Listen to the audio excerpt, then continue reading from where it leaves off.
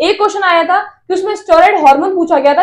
ये अभी last year का क्वेश्चन है, 2024 का क्वेश्चन है, जिसमें ग्लूकाजिन मान लो बाहर कोई आया है तो आप उस घर के लिए इस वक्त सेकेंडरी मैसेंजर हो, देन आप जाके अपने मम्मी पापा को बोलते हो।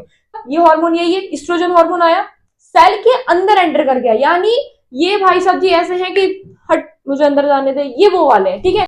Most most and the most important question. तो हेलो पिजन्स, कैसे हो आप सभी लोग? होप अच्छे होंगे। आज की हमारी वीडियो का टॉपिक है, हमारे जो चैप्टर है केमिकल कंट्रोल एंड कोऑर्डिनेशन, जिसपे मैं पार्ट 1 एंड पार्ट 2 ऑलरेडी बना चुकी हूँ, तो जो नए हैं पहले जाकर उन्हें देख लीजिए। ये उस चैप्टर का है पार्ट 3, यानी इस वीडियो में हम लोग कवर करेंगे कुछ अपने बाकी के बचे टॉपिक्स जैसे testis, ovaries, hormones and hormonal mechanism. तो फटाफट से बिना टाइम वेस्ट करे, वीडियो का ड्यूरेशन ज्यादा लंबा नहीं रखते हैं, फटाफट से बाकी के बचे टॉपिक्स को रैप अप करते हैं। बाकी जो पहले के टॉपिक्स हैं वो मैंने already part 1 and part 2 video में कवर कर दिए हैं, टेंशन मत लो। इस वीडियो के कमेंट सेक्शन में मैंने उन वीडियोस का भी लिंक जो है वो कमेंट कर दिया है, तो आप लोग जाकर देख सकते हो। बाकी फटाफट से स्टार्ट करते हैं आज की इस वीडियो को। तो पहला टॉपिक हमारा होने वाला है टेस्टिस। फटाफट से देखते हैं इसका first point, a pair of the testis present in the scrotal sac outside abdomen. सबसे पहली बात, जो टेस्टिस है वो हमारा मेल रिप्रोडक्टिव ऑर्गन होता है। ऑब्वियस सी बात है, अब तक तो आप लोगों ने पढ़ा होगा, जो 11th क्लास के बच्चे उन्होंने नहीं पढ़ा होगा, लेकिन जो बच्चे नीट का एग्जाम देने वाले हैं उन्हें पता होगा। क्लास 12th चैप्टर 3 में हम इसका पूरा डिटेल एक्सप्लेनेशन के साथ इस टॉपिक को पढ़ते हैं। यहाँ तो जस्ट एक ओवरव्यू दे रखा है इस चैप्टर में, ठीक है। जो 11th में वो 12th में पढ़ोगे, नो वरीज, लेकिन अब समझने की कोशिश करो। अ पेयर ऑफ टेस्टिस, यानी पहली बात तो टेस्टिस जो है पेयर में होती है और कहाँ प्रेजेंट होती है? स्क्रोटल सैक, जो कि कहाँ होता है? आउटसाइड एब्डोमेन होता है, यानी हमारे एब्डोमेन के बाहर होता है। नेक्स्ट देखो जरा, परफॉर्म डुअल फंक्शन। अब जो है ये दो फंक्शंस परफॉर्म करता है, क्या क्या? पहला तो ये एक रिप्रोडक्टिव ऑर्गन होता है, जैसा कि मैंने आप लोगों को अभी जस्ट बताया था, as well as an endocrine gland. अरे भाई, इस चैप्टर में हम शुरुआत से क्या पढ़ते हुए आ रहे हैं? हम लोग एंडोक्राइन ग्लैंड्स को ही पढ़ते आ रहे हैं, ठीक है। तो क्या है एक टेस्टिस? हमारा एंडोक्राइन ग्लैंड है। अब क्या है एंडोक्राइन ग्लैंड? डक्टलेस ग्लैंड, जिसमें डक्ट नहीं होती, शुरुआत से यही पढ़ते आ रहे हैं। नेक्स्ट देखो जरा third point, testis composed of seminiferous tubule and interstitial tissue. Testis जो हमारी किससे मिलकर बनी होती है? सेमिनिफेरस ट्यूब्यूल से। ऑल्सो किससे बनकर मिली होती है? इंटरस्टिशियल टिश्यू से। अब अगर आप लोगों को समझ में नहीं आ रहा है कि सेमिनिफेरस ट्यूब्यूल क्या होता है, इंटरस्टिशियल टिश्यू क्या होता है, चिंता मत करो, चलो क्लास 12 का जो चैप्टर 3 है उसमें पूरी वीडियो आप लोगों को बना के दे दूंगी, जिसमें इसका पूरा डिटेल एक्सप्लेनेशन है, विद डायग्राम आप लोगों को समझाऊंगी, यूं समझ में आ जाएगा। लेकिन यहाँ पर थोड़ा बहुत ही दे रखा है और इस चैप्टर में से इतना आता भी नहीं है। टेस्टिस का जो भी आता है वो 3rd चैप्टर में आता है क्लास 12 में, तो आप लोग को टेंशन लेने की जरूरत नहीं है। अभी जितना है उतना ही आप लोग पढ़ लो। याद रखो कि टेस्टिस आपसे किससे मिलकर बनी होती है? सेमिनिफेरस ट्यूब्यूल से और इंटरस्टिशियल टिश्यू से। फटाफट से चलते हैं इसके नेक्स्ट पॉइंट पर। नेक्स्ट पॉइंट देखो जरा, लिटिक सेल और the interstitial cell produce hormone called the androgen. मैं आप लोगों को बता दूं, लिटिक सेल और जो इंटरस्टिशियल सेल है, जो मैंने आपको टिश्यू बताए थे, कि उन्हीं के सेल्स की यहाँ पर बात की जा रही है। लिटिक सेल और interstitial cells produce hormone called the androgen और द टेस्टोस्टेरोन। ओफो, कब से पढ़ते हुए हम लोग आ रहे हैं, लेकिन आप लोग क्लास 12 में उसको डीपली पढ़ोगे। लेकिन 11th वालों को मैं बता देती हूँ कि एंड्रोजन और टेस्टोस्टेरोन जो है हमारे मेल हार्मोन्स होते हैं, जैसे कि फीमेल हार्मोन्स होते हैं हमारे एस्ट्रोजन एंड प्रोजेस्टेरोन, जो कि आप अभी आगे पढ़ोगे ओवरी में। यहाँ पर याद रखो कि एंड्रोजन और टेस्टोस्टेरोन जो होते हैं वो हमारे मेल हार्मोन्स होते हैं। Regulates maturation and development and the function of the male accessory organs like epididymis, vasa efferentia, vasa deferens, seminal vesicle, prostate gland and the urethra. अब आप लोगों को शायद समझ में, जो कि 11th क्लास में है, शायद उन्हें समझ में नहीं आ रहा होगा, लेकिन 12th वालों को तो बढ़िया से समझ में आ गया होगा कि ये सारी स्ट्रक्चर्स क्या है, क्योंकि मैं बार बार कह रही हूँ क्लास 12 का जो चैप्टर 3 है उसमें पूरी तरीके से डिटेल एक्सप्लेनेशन में सारे स्ट्रक्चर्स इनके बता रखे हैं, सब कुछ डिटेल तरीके से समझा रखा है। तो क्लास 11 वालों को जितनी जरूरत है उतना मैं आप लोग को बता देती हूँ। केवल जो एंड्रोजन और टेस्टोस्टेरोन है, ये आपके मेल हार्मोन्स होते हैं, जो कि रेगुलेट करते हैं एक्सेसरी ऑर्गन्स के फंक्शन को। अब जो एक्सेसरी ऑर्गन्स हैं वो देख लो कौन कौन से होते हैं? Epididymis, vasa efferentia, vasa deferens, seminal vesicle, prostate gland and urethra. तो इन सब चीजों को याद रखना। अब फटाफट से मूव करते हैं इसके नेक्स्ट पॉइंट पे। नेक्स्ट पॉइंट देखो जरा, androgen also plays a role in the spermatogenesis. सबसे पहली बात आप लोगों को समझ में आ रहा है ना, एंड्रोजन यहाँ पर आपका मेल हार्मोन है। एंड्रोजन किस में और रोल प्ले करता है? अपना स्पर्मेटोजेनेसिस में। स्पर्मेटोजेनेसिस बेसिकली आपका यहाँ पर रिलीज या फिर फॉर्मेशन ऑफ स्पर्म को यहाँ पर स्पर्मेटोजेनेसिस बोल दिया जाता है, ठीक है। इतना बस ध्यान में रखो। Act on a neural system and influences the male sexual behaviour, यानी मेल के सेक्सुअल बिहेवियर को भी ये इन्फ्लुएंस करता है। और कहां पर एक्ट करके? उनके न्यूरल सिस्टम पर। तो याद रखनी है आपको क्या क्या चीज है, एंड्रोजन किसमें रोल प्ले करता है अपना स्पर्मेटोजेनेसिस में, एंड मेल के सेक्सुअल बिहेवियर को भी इन्फ्लुएंस करता है। ठीक है, अब फटाफट से मूव ऑन कर जाते हैं ओवरी पर। नेक्स्ट देखो, बात करते हैं जरा ओवरी की। अ pair of ovaries located in the abdomen. सबसे पहली बात, पेयर, भाई हमने अभी क्या बताया था आप लोगों को कि जो टेस्टिस है वो भी पेयर में होती है, ओवरी भी पेयर में होती है, लेकिन जो टेस्टिस है वो आपकी आउटसाइड एब्डोमिन प्रेजेंट रहती है, लेकिन जो आपकी ओवरीज है वो इनसाइड एब्डोमिन प्रेजेंट रहती है। नेक्स्ट देखो जरा, produces two groups of the steroid hormones called the estrogen and progesterone। यानी जैसे मैंने आप लोगों को बताया, मेल हार्मोन्स कौन से थे आपके, टेस्टोस्टेरोन, लेकिन जो आपके फीमेल हार्मोन है वो होते हैं आपके दो, कौन कौन से, एस्ट्रोजन एंड प्रोजेस्टेरोन। दिमाग में बैठाओ इन चीजों को, जो जो बताती जा रही हूँ बस वो दिमाग में बैठा लो, इससे बाहर कुछ नहीं आएगा। Estrogen synthesis mainly by growing ovarian follicles. अब जो ये एस्ट्रोजन है वो आपका कहां से आता है, जो आपके एस्ट्रोजन एंड प्रोजेस्टेरोन यानी फीमेल हार्मोन्स हैं वो आपके कहां से आते हैं। अब वहां कौन रिलीज कर रहा था, इंटेरेस्टियल सेल्स रिलीज कर रहे थे ना, एंड्रोजन जिसको हमने लेटिक सेल भी बोला था, ठीक है, सॉरी एंड्रोजन जिसको हमने टेस्टोन भी बोला था, आई एम सॉरी। एस्ट्रोजन कहां से सिंथेसिस होता है आपका, estrogen synthesis mainly by growing ovarian follicles. अब जो हमारे ओवरी के ओवेरियन फॉलिकल्स हैं जब वो ग्रो करते हैं, तो जब वो ग्रो हो रहे होते हैं तब आपका एस्ट्रोजन रिलीज होता है।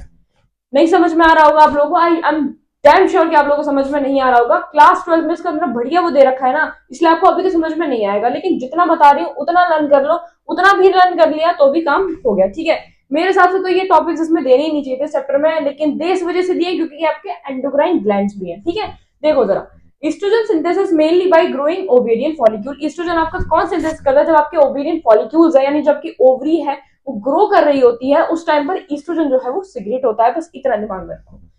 After ovulation, ruptured follicle converted into corpus luteum and which secretes the progesterone।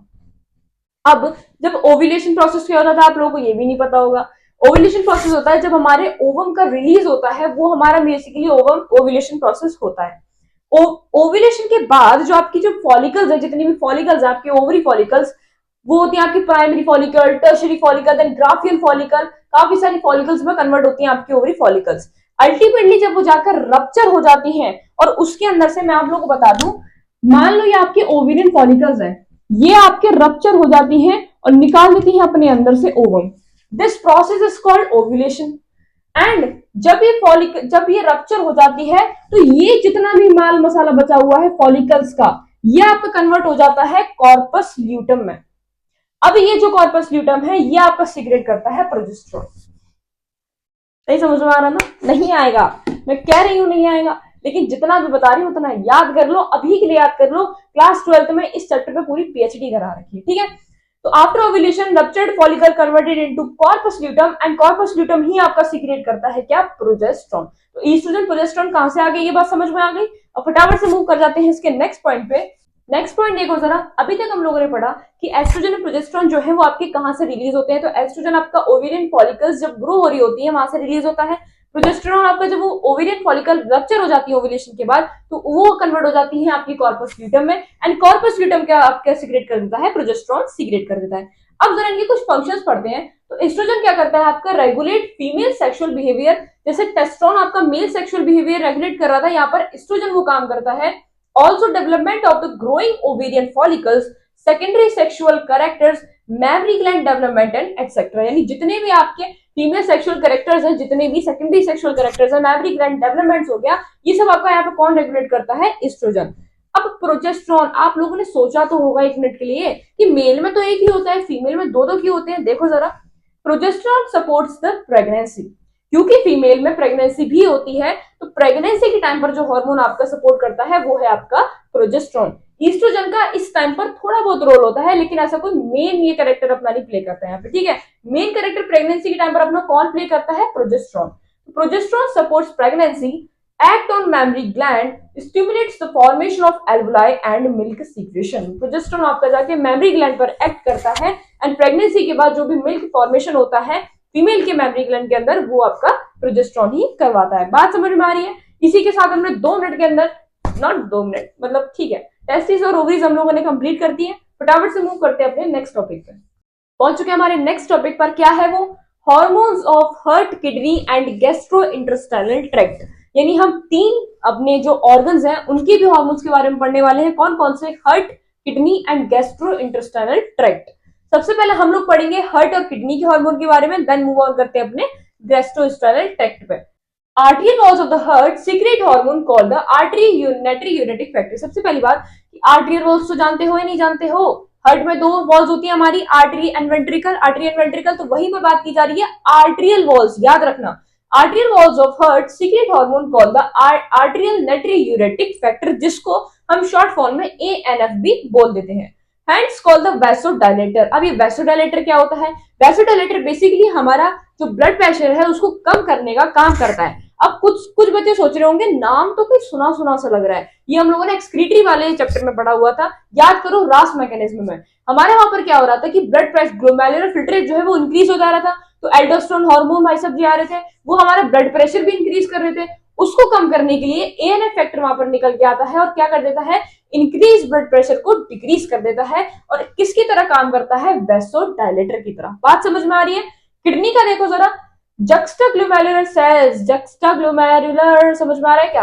juxtaglomeralular cells of the kidney produce hormone called erythropoietin। अब जो juxtaglomeralular cells है किडनी के, वो हमारे कौन सा हार्मोन रिलीज करते हैं, erythropoietin, जो कि क्या स्टिमुलेट्स करवाता है, हमारा एरिथ्रोपोइसिस। अब ये एरिथ्रोपोइसिस क्या होता है आप लोग देख सकते हो, फॉर्मेशन ऑफ आरबीसी। अरे भाई एरिथ्रो से समझ जाओ ना, एरिथ्रोसाइट्स, आरबीसी, एरिथ्रोसाइट्स यानी एरिथ्रोपोइसिस करवाता है हमारा, which means formation of RBC हमारा कौन करवाता है, एरिथ्रोपोइटिन। तो ये हमारे हार्मोन थे। हार्ट का कौन सा था, ANF, artery nitrogenetic factor, and kidney का कौन सा था, हमारा एरिथ्रोपोइटिन। फटाफट से मूव ऑन कर जाते हैं गैस्ट्रोइंटेस्टाइनल ट्रैक्ट के हार्मोन पे। अब बात करते हैं गैस्ट्रोइंटेस्टाइनल ट्रैक्ट के लिए secretes 4 major hormone, 4 major hormone ये सीक्रेट करते हैं, कौन कौन से, gastrin, secretin, cholecystokinin and gastric inhibitory peptide. यानी कोलेसिस्टोकाइनिन को आप लोग CCK and gastric inhibitory peptide को आप लोग GIP भी बोल सकते हो। तो क्या समझ में आया कि आपके जो गैस्ट्रोइंटेस्टाइनल ट्रैक्ट है वो आपके 4 हार्मोन रिलीज करते हैं, gastrin, secretin, CCK and GIP। अब एक एक करके चारों के बारे में बात करते हैं। सबसे पहले बात करते हैं गैस्ट्रिन के बारे में। Stimulate secretion of the HCl and pepsinogen. तो प्लीज याद रख लेना, ये आपको एज एन मैचिंग के तौर पे भी दे सकते हैं कि इनके फंक्शंस, एक तरफ हार्मोन्स लिख देंगे, दूसरी साइड फंक्शन लिख देंगे, तो आपको मैचिंग भी करने के लिए दे सकते हैं नीचे ऑप्शंस में। ऑल्सो आप लोगों को एज आंसर देने के लिए दे सकते हैं आई एम सॉरी, गैस्ट्रिन कौन से क्या फंक्शन रेगुलेट करता है, तो काफी टाइप्स इसमें क्वेश्चंस बन सकते हैं। तो याद रखना गैस्ट्रिन आपको क्या करवाता है, secretion of HCl and pepsinogen. Secretin क्या करवाता है, acts on the exocrine pancreas. याद रख लो बेटे, एक्सोक्राइन की जगह इंडोक्राइन भी दे सकते हैं। तो acts on the exocrine pancreas and secretion of water and the bicarbonate ion. तो मैं आप लोगों को फिर से बता रही हूँ, आपको मैचिंग में करके दे सकते हैं कि यहाँ पर लिख दें, एक तरफ लिख देंगे secretion of HCl and pepsinogen, एक तरफ लिख देंगे secretion of water and bicarbonate ion, और इनके जो भी फंक्शंस होंगे वो लिख देंगे, देन आपको मैचिंग के तौर पे भी दे सकते हैं। तो दिमाग में इसे बिठा के रखो। दो इनके फंक्शंस पढ़ लिए, ये क्या करते हैं, secretion of HCl and pepsinogen, secretin आपको करवाता है secretion water and bicarbonate ions का। फटाफट से बात कर लेते हैं CCK एंड GIP की। अब बात करते हैं नेक्स्ट 2 की, which is CCK cholecystokinin and GIP gastric inhibitory peptide. CCK की अगर बात करें तो acts on both pancreas and gall bladder and stimulates the secretion of pancreatic and gall bladder enzymes. यानी जो हमारा CCK है वो किस पे जाके एक्ट करता है, इसको जरूर से ध्यान रखो, किस किस पे करता है, गॉल ब्लैडर पे एंड पेनक्रियास पे, ठीक है। और वहां जाके क्या करवाता है, stimulates the secretion of pancreatic and gall bladder enzymes का। बात समझ में आ रही है?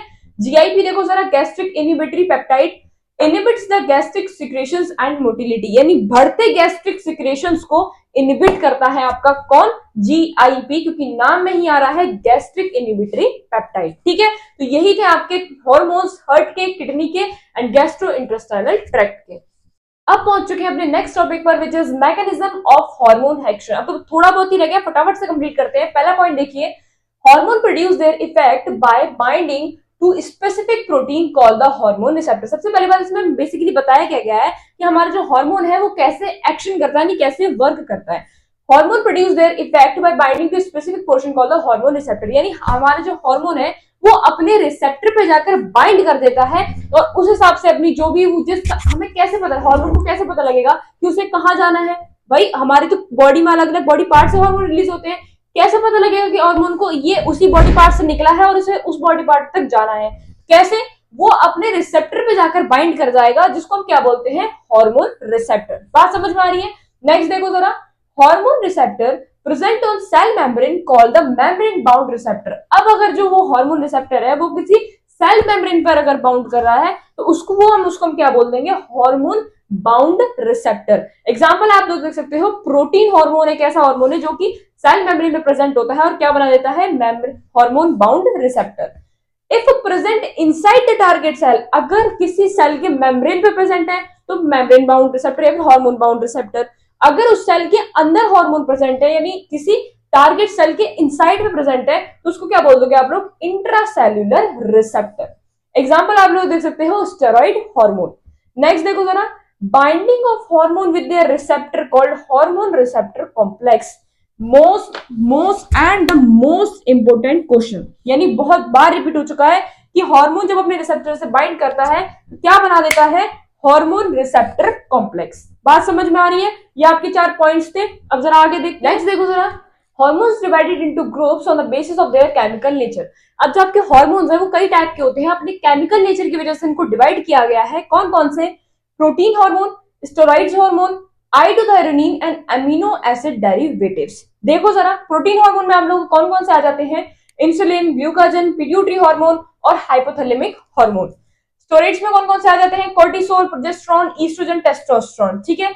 आइसोथायरोनिन में कौन से आ जाते हैं, thyroid hormone. Amino acid derivatives में आपके आ जाते हैं एपिनेफ्रिन। तो आप लोगों को बता दूं कि इसमें से क्वेश्चन कैसे बनेगा, मैचिंग वाला। ठीक है, मैचिंग वाला क्वेश्चन बन सकता है। आपको ये हार्मोन्स दे देंगे, इनमें से आपके एक एग्जांपल उठा के दे देंगे, मैच करो चारों को कौन सा हार्मोन है। ठीक है, ये ऑलरेडी आ चुका है क्वेश्चन। एक क्वेश्चन आया था कि उसमें स्टेरॉइड हार्मोन पूछा गया था, जिसमें एक तरफ से आपके प्रोजेस्टेरोन, टेस्टोस्टेरोन, कॉर्टिसोल और ग्लूकागन। ये अभी लास्ट ईयर का क्वेश्चन है, 2024 का क्वेश्चन है, जिसमें glucagon, cortisol, estrogen, testosterone, 4 hormone दिए गए थे एंड पूछा था इसमें से बताओ कौन सा स्टेरॉइड हार्मोन नहीं है, तो उसका आंसर था ग्लूकागन। तो इस तरह के क्वेश्चंस भी आ सकते हैं, दिमाग में रखना। तो ये था आपके कुछ हार्मोन्स। अब फटाफट से चलते हैं आगे। अब हम लोग पढ़ेंगे जरा हार्मोन के एक्शन के बारे में। मैंने आप लोगों को 2 बताए थे, याद करो जरा। मेम्ब्रेन बाउंड रिसेप्टर, मैंने आप लोग क्या बताया था कि एक हार्मोन ऐसा होता है जो कि एक रिसेप्टर ऐसा होता है जो कि सेल मेम्ब्रेन के ऊपर यानी सेल के मेम्ब्रेन पर प्रेजेंट रहता है। उसको हमने क्या नाम दिया था, मेम्ब्रेन बाउंड रिसेप्टर। मैंने एक एग्जांपल भी बताया था, क्या एग्जांपल था वो, प्रोटीन हार्मोन। एक मैंने आप लोगों को बताया था हार्मोन रिसेप्टर कॉम्प्लेक्स, यानी जो सेल के अंदर जब रिसेप्टर प्रेजेंट रहता है तो जाहिर सी बात है हार्मोन को जो है सेल के अंदर जाना पड़ेगा अपने रिसेप्टर के लिए, तो वो क्या बन जाता है आपका, हार्मोन रिसेप्टर कॉम्प्लेक्स। एग्जांपल आप लोग देख सकते हो, मैंने ऑलरेडी बताया हुआ है, स्टेरॉइड हार्मोन। अब हम इनके एक्शंस पढ़ेंगे। सबसे पहले बात करते हैं जरा मेम्ब्रेन बाउंड रिसेप्टर की। सबसे पहले बात करते हैं मेम्ब्रेन बाउंड रिसेप्टर की। प्रोटीन हार्मोन, यानी हार्मोन जो है यहाँ पर आपका कैसा है, प्रोटीन है। ऑल्सो एग्जाम्पल आप लोग देख सकते हो, ओवेरियन ग्रोथ, यानी जब ओवरी की ग्रोथ हो रही होती है उस टाइम का ये एग्जाम्पल है। क्या होता है मेम्ब्रेन बाउंड रिसेप्टर में, कैसे वर्क करता है, देखो जरा। ये है आपकी सेल मेम्ब्रेन, मैं मेंशन कर देती हूँ, ये है मान लो आपकी सेल मेम्ब्रेन। क्योंकि हम लोग अभी क्या पढ़ रहे हैं, मेम्ब्रेन बाउंड रिसेप्टर पढ़ रहे हैं, तो जाहिर सी बात है जो आपका रिसेप्टर होगा वो सेल मेम्ब्रेन पर ही प्रेजेंट होगा। ये चीज मैं आप लोग को ऑलरेडी बता चुकी हूँ। सेल मेम्ब्रेन पे आप लोग देख सकते हो रिसेप्टर प्रेजेंट है, ऑल्सो हार्मोन आ रहा है, यानी अब क्या होगा, इनकी बाइंडिंग होगी। जब हार्मोन की रिसेप्टर से बाइंडिंग हो जाएगी तब एक रिस्पॉन्स क्रिएट होगा और जनरेशन होगा किसका, सेकंड मैसेंजर का। आप लोग एक मुझे बात बताओ, अगर आपके गेट पर कोई आता है तो आप क्या करते हो, अंदर जाके अपने मम्मी पापा को इन्फॉर्म करते हो कि कोई बाहर है, आप जाकर बात कर लीजिए। ऐसा तो नहीं कि उसको डायरेक्टली घर में घुसा लाते हो, हाँ जी देखो ये मेरा घर है, ऐसा ऐसा तो नहीं होता। क्योंकि यहाँ पर एक मेम्ब्रेन है, मतलब ऐसा नहीं कि रिसेप्टर जो है, जो हार्मोन है वो डायरेक्टली सेल के अंदर एंटर कर जा रहा है, ऐसा नहीं है। यहाँ पर एक मेम्ब्रेन बनी हुई है, यानी दीवार ऐसी है जिसके उसको बाहर ही रहना पड़ेगा।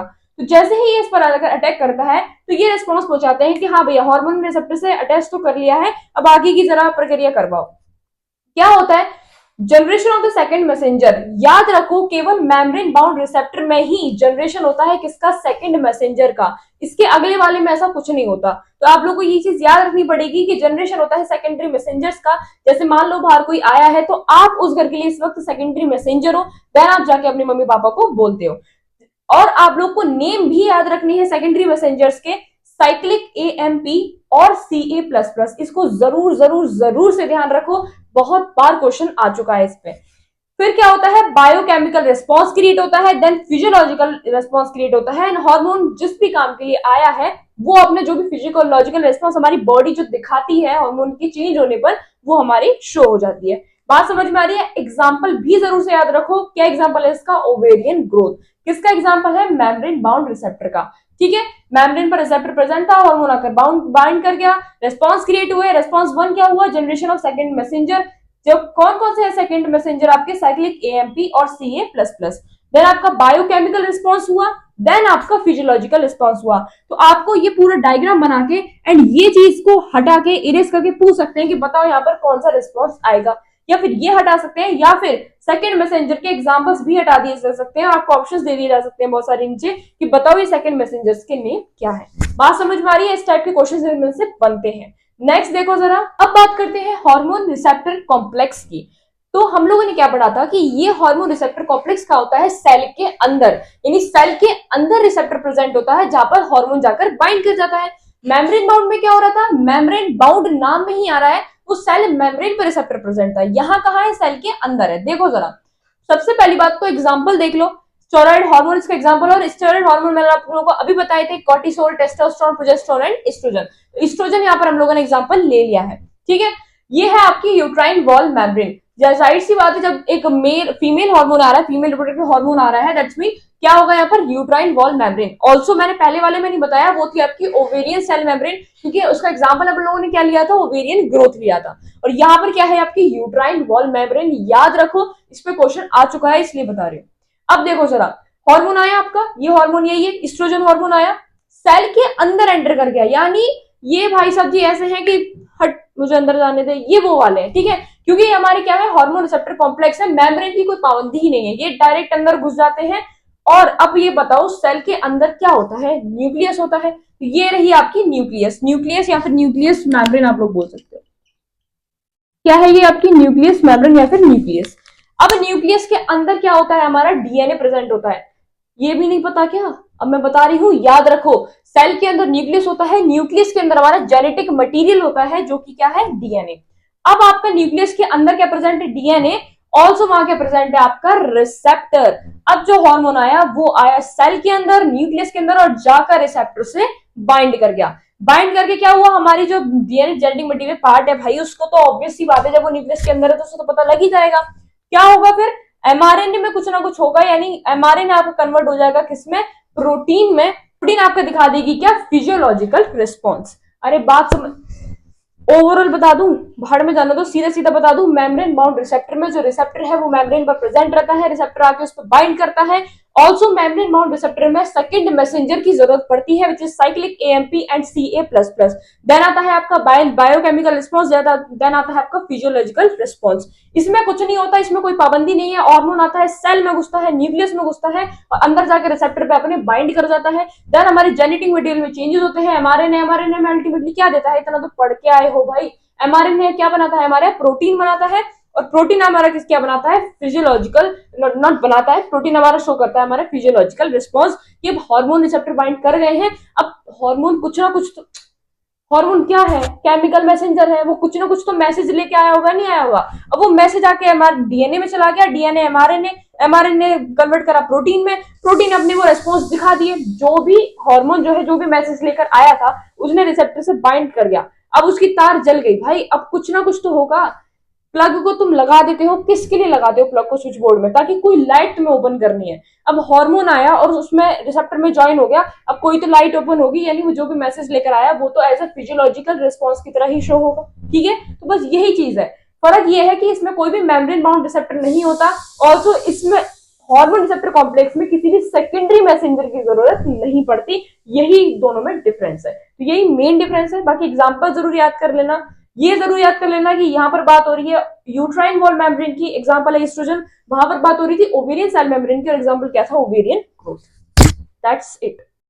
तो इसी के साथ हम लोगों ने फाइनली अपना ये वीडियो का जो पार्ट थर्ड था वो भी कंप्लीट कर दिया। ऑल्सो ये चैप्टर भी कंप्लीट कर दिया, एंड ऑल्सो हम लोगों ने ह्यूमन फिजियोलॉजी भी कंप्लीट कर दी। यानी ह्यूमन फिजियोलॉजी के आपके जितने भी चैप्टर थे 5-6, वो सब मैंने करवा दिए हैं। आप लोग मेरी वीडियोस लिस्ट में जाकर देख सकते हो। यानी ह्यूमन फिजियोलॉजी भी कंप्लीट। अब आएगा बढ़िया सा लेक्चर जिसकी मैं आप लोगों से बात कर रही थी, डिसऑर्डर वाले लेक्चर की। यानी ह्यूमन फिजियोलॉजी के जितने भी डिसऑर्डर्स हैं वो मैं आप लोगों को एक ही लेक्चर में करके दूंगी, ताकि आप लोगों को उन डिसऑर्डर्स के लिए अलग अलग लेक्चर में ना भटकना पड़े। तो एक पर्टिकुलर लेक्चर आने वाला है प्यारा सा, जिसमें सारे डिसऑर्डर्स की मैं बात करूंगी ह्यूमन फिजियोलॉजी के, जो कि आपके दिमाग में छप जाने वाला है। ठीक है, बाकी अगर ये लेक्चर हेल्पफुल रहा हो, इससे पहले वाले 2 लेक्चर जरूर देख लेना, पार्ट 1 पार्ट 2 3, 3 पार्ट में लेक्चर रहा है। इजी था लेकिन थोड़ा लेंथी था, दैट्स व्हाई मैंने इन लोगों को 3 पार्ट में करा है। और बाकी की जो पार्ट 1 पार्ट 2 वाले की जो वीडियो की लिंक है वो मैंने इस वीडियो के कमेंट सेक्शन में दे रखे हैं, आप लोग जाके देख सकते हो। बाकी लेक्चर अगर समझ में आया हो, चैप्टर आप लोगों को बढ़िया से समझ में आएगा हो, वीडियो आपकी तीनों हेल्पफुल रही हो, तो लाइक कर दीजिएगा इस वीडियो को। जो नए हैं सब्सक्राइब कर लीजिए मेरे चैनल को। मेरा मेन चैनल का मेन इंटेंशन होता है मैं आप लोगों के डाउट्स क्लियर करती हूँ, तो आप लोग अपने नेक्स्ट डाउट्स को भी कमेंट सेक्शन में जाके ड्रॉप कर जाओ। बाकी लगे रहो, पढ़ते रहो, सिलेक्शन सबका होगा। All the very best, thank you so much, keep studying with city.